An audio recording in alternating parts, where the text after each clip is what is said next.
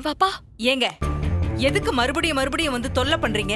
ஐயா குணமாகறதுக்காக என் பிவி முருகன் கோயில இருந்து பிரசாதம் கொடுத்து விட்டா.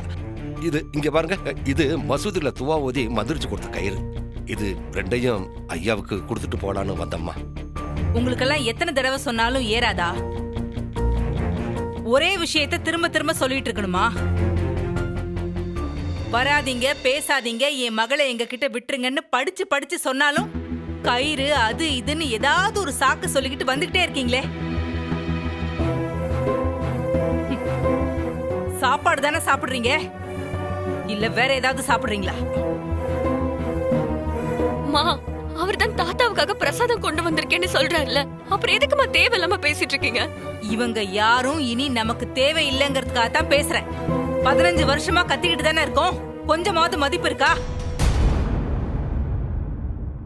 இங்க பாருங்க, அந்த பசங்க மட்டும் இல்ல, உங்களை யாரையுமே பார்க்க மாட்டேன் பேச மாட்டேன்னு ப்ராமிஸ் பண்ணி கொடுத்திருக்கா என் பொண்ணு. புரியுதா?